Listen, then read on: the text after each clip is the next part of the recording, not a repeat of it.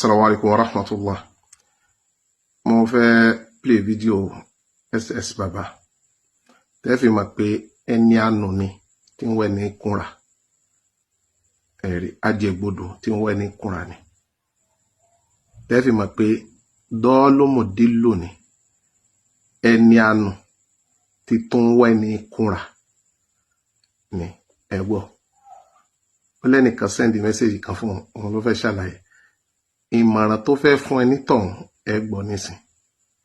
Ẹni tó sẹ́ndì mẹ́sẹ̀jì yìí, ìyá ẹni yìí, Islamic gospel singer ni, ó máa ń kọrin. Ó ní tóun bá sọ fún ìyá òun pé ìyá òun gan lè ní stroke. Kẹ́ ẹ lè wo bí jẹjẹrẹ ẹ̀sìn Islam bó ti ṣe wọnú wa tó. Ìmọ̀ràn mi fún irú ẹni tí ó bá ṣe wà ní irúpò báyìí ni wípé ẹ fi Islam lé, nǹkan kan ò lè ṣe yín. Allah ò lè ṣe nǹkan kan, irọ́ lásán ni.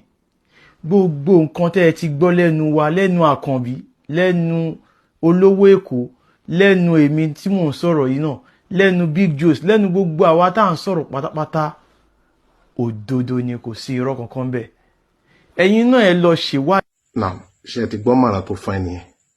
Ẹni àwọn bí sínú Islam, ìyá ẹ̀ Muslim, dáàdì ẹ̀ Muslim, ọwá ní tóun bá kó nínú Islam, ìrònú ẹ̀ ó lè fa nǹkan mi fún mọ́mí òun.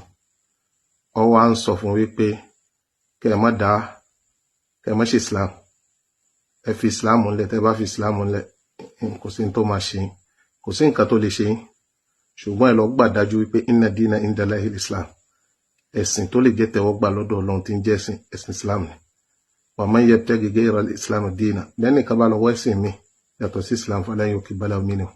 Kò ní jẹ́ tẹ́wọ́gbà lọ́dọ̀ Ọlọ́run. Wa huwa fil akhirati minal khasirin. Bírú ẹni bẹ́ẹ̀ bọ́ bá wá dọjọ́ kẹyìn, inú àwọn ẹni òfò, inú àwọn ẹni ẹ̀dánù ni wọn, inú àwọn ẹni tí ó pòfò bíi SS Baba olówó Èkó àti Àkànbí ọlọ́ba àti akéde àwọn wèrè àti gbogbo wọn lọ́bẹ̀ àti fáàmà geography wọn pọ̀ lọ́bẹ̀. Tẹ́bá ilé tẹ̀lé wọn ẹnu nìyẹn wọn tó ráwọn ti nà wọ́n ti ń ṣe èrè tipẹ́. So ara wọn lẹ́mọ̀ bẹ́ẹ̀ wọn ẹ gbọ́dọ̀ tẹ̀lé wọn, ẹ gbọ́dọ̀ tẹ̀lé wọn. Àwọn ajẹgbodò tí ń wẹ̀ ní kúnra. MS Baba kò mọ Fá, kò mọ Ògún, kò mọ bí tí wọ́n ń bọ Ọya, kò mọ bí tí wọ́n ṣe ń bọ Ọ̀ṣun, kò mọ kankan nú ẹ̀. Ọ̀rọ̀ Fá ni wọ́n fẹ́ dojú kọ ń jẹ́ lóhùn ọmọ Fá, òun ọmọ kankan. Wọ́n sì ní kẹ́ ẹ padà wálé. Kí lẹ fẹ́ lọ ṣe ń lé? Ẹ̀yin tẹ́ ń pè àwọn èèyàn sí pé kán padà sílé, ẹ̀yin lẹ mọ̀ nǹkan kan yìí. Ẹ wá gbọ́ ibi tí SS Baba tẹ́tì mọ̀ pé olódo ni. Mo ń bọ̀. Islam wọ́n gbé wá kí wọ́n bá lè fi kó wa lẹ́rú, kí wọ́n lè bá gbalẹ̀ wa ní. Allah kò kí ń ṣọlọ́run Olódùmarè, Olúwa ilé Kaaba ni. Ṣé rí ìwé yìí, Quran, ìtàn lásán ló wà ńbẹ̀, ìtàn Ìjàpá àti Yánrinbo, ìtàn àwọn ọmọ Kùrẹ́ṣì ló wà ńbẹ̀. Tí àfà kan bá sọ fún yín pé ẹ̀sìn Islam òun náà ni ẹ̀sìn Ọlọ́run, wọ́n rán Muhammadu sí gbogbo ayé ni, gbogbo wa la gbọ́dọ̀ ṣe, ẹ sọ fún irú àfà bẹ́ẹ̀ wípé kó mú ìtàn kan jáde ní inú Kùránì yìí tó jẹ́ pé ìtàn yẹn ilẹ̀ Yorùbá ló ti ṣẹlẹ̀, ẹ rí wípé kó lè mú jáde. Àwọn ọmọ Lárúbáwá, ìtàn àwọn Kùrẹ́ṣì náà ṣe pè ní Quran, Quraysh, ìtàn àwọn Kùrẹ́ṣì.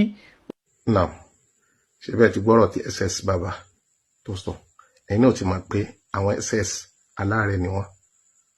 So kò sì sọ̀rọ̀ kan tí ó jáde lẹ́nu aláàrẹ̀, ọ̀rọ̀ àárẹ̀ ni wọ́n jáde. So nítorí common sense wọn ò ní ṣiṣẹ́ sí sáìdì ibi táwa ń sọ̀rọ̀ sí. Ìdí náà nìyẹn. Ẹ wò, èèyàn ń pe Quraysh, Quran, ń fi ń jọra wọn. Ń wá ń sọ pé Quran, Quraysh, ẹ dákun títorí tọlọ́run, ńbo ló ti jọra wọn níbi kíkà, ńbo ló ti jọra wọn níbi ìtumọ̀ tá a bá gbé wá sí, tá a bá fẹ́ tu ní Yorùbá, ńbo ló ti jọra wọn. Ẹ kàn rí pọ́mọ yín fi ọpọlọ yín ṣeré, ẹ̀yin àgbà ìyá tẹ́ ń tẹ̀lé ẹ̀, ẹ̀yin tí ẹ̀ nímọ̀ kankan, wọ́n fẹ́ kó yín lọ, wọ́n fẹ́ sọ yín nù yányán.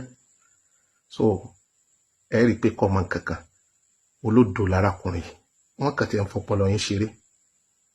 Quran, Quraysh, mo ń bọ̀ níbi àwọn orúkọ kan tó tún níje lóhùn. Balkis kìíní kan ní jẹ́ bẹ́ẹ̀, kíní kan ní jẹ́bẹ̀ á yanjú gbogbo ilé mo mẹ́yẹ ń bọ̀ lápò ni dúdú ni funfun ni ẹ farabalẹ̀.